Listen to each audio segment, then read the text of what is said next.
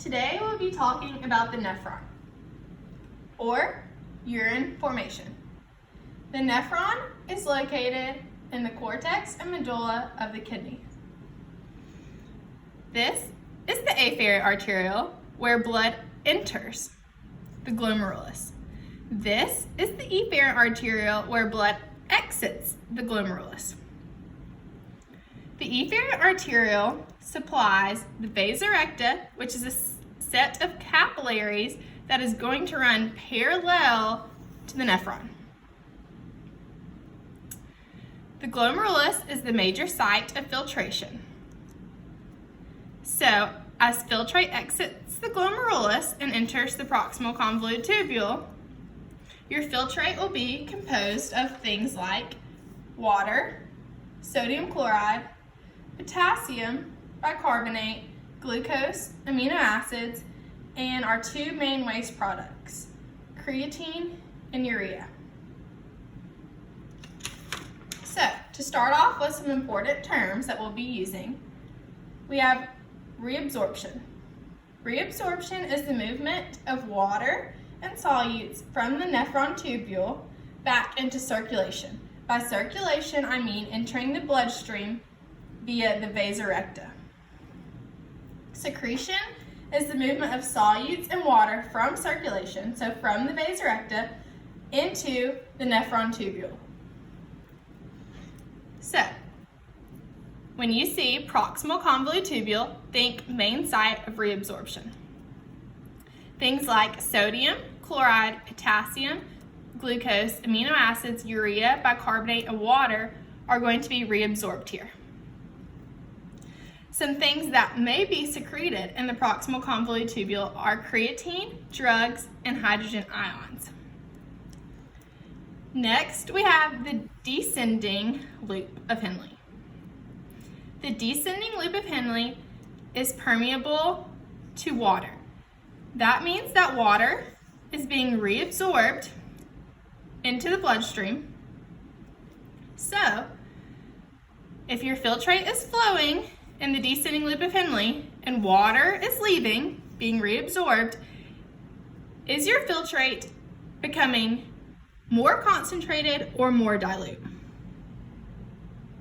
The answer is more concentrated because water is leaving. The ascending loop of Henle is permeable to sodium, chloride, and potassium.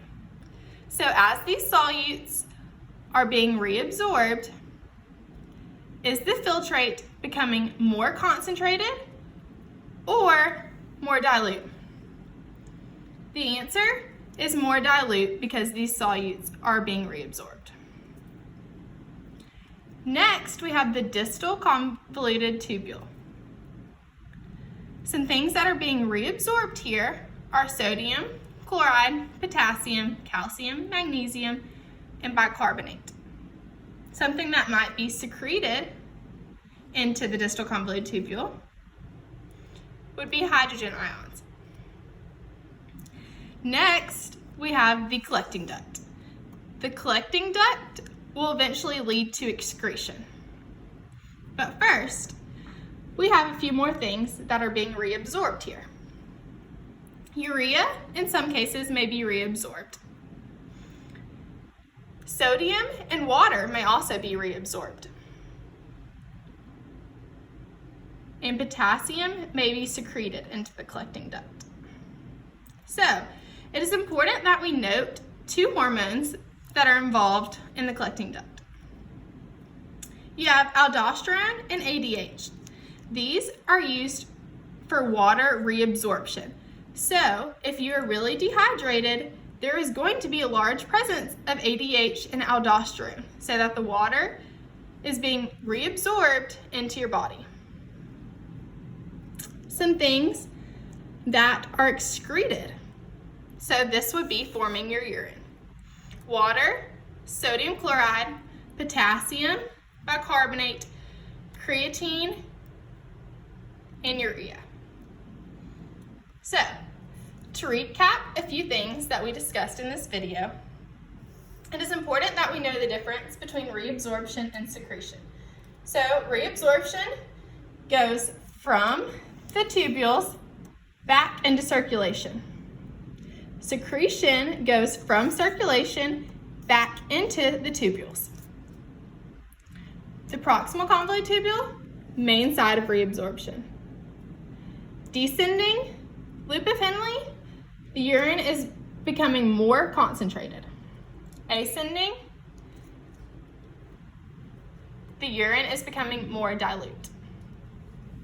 So I will leave a few questions below on my video that can get you to thinking about how to apply this. Thank you.